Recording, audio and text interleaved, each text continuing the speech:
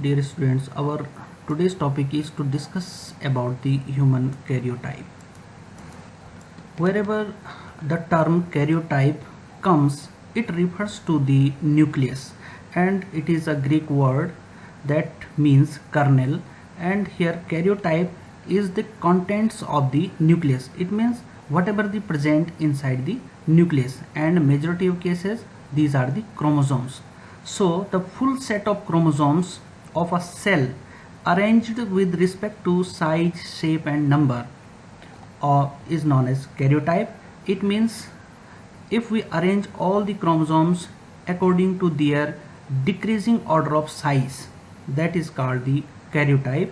And we know there are 46 chromosomes in human beings. Every cell has 46 chromosomes. In female, both the sex chromosomes are same, so the normal female karyotype is 46XX, whereas that of a normal male karyotype is 46XY. We know that every chromosome has a centromere that divides the chromosome into two parts, the long arm and short arm. The position of centromere is constant for a given chromosome, and on the basis of the position of centromere, the chromosomes may be grouped into three categories. One is the metacentric, where the centromere lies at the middle of both the arms. The acrocentric or the telocentric chromosomes, where the centromere lies at the one end of the one arm. And the submetacentric, it is an intermediate position between metacentric and acrocentric or telocentric. These are the chromosomes. First, third, 16, 19, 20 are metacentric. Chromosome number 13, 14, 15, 21, 22 and Y chromosomes are acrocentric, and the rest of the chromosomes comes under metacentric category.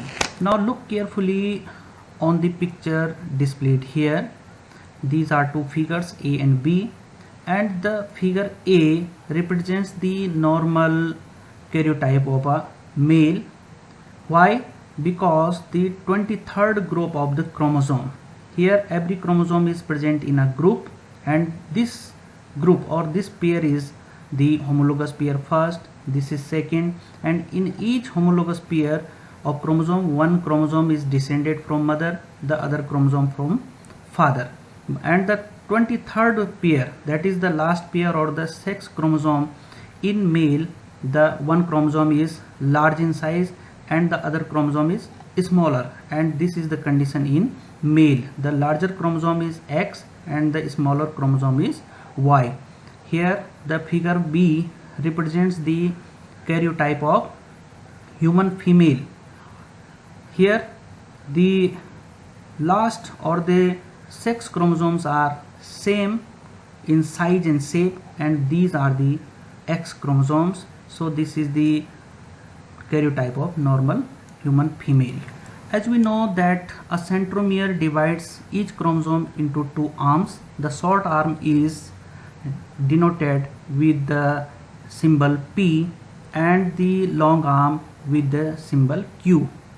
Thus if we write 5P, it means we are saying something about the chromosome number 5 and the short arm of chromosome number 5. Similarly, if we write 7Q, it means we are telling something about the long arm of chromosome number 7.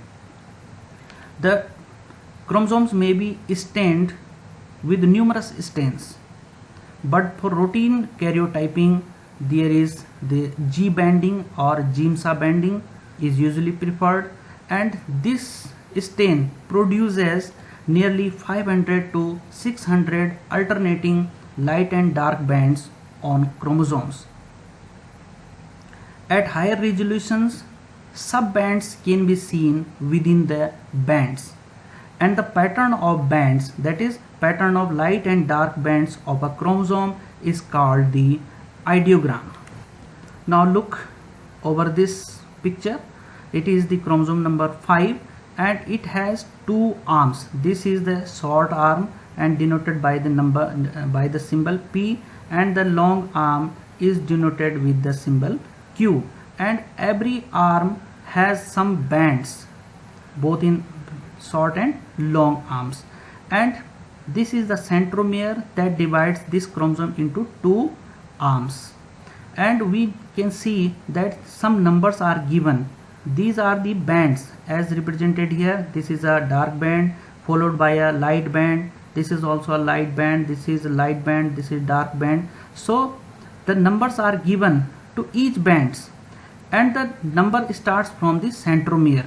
The centromere is given the number 10, and banding starts, or the numbering starts from the centromere, both for short arm and for the long arm. So if we say that this is a light band and it is given the 11.1, it means if this is the long arm, we can say that this is the band near the centromere for long arm. Similarly, if we see here, this is the band 11 for short arm, 12 for short arm, 13.1, 13.2, 13.3 for short arm. It means as the number increases for banding, it means these bands become far and far from the centromere.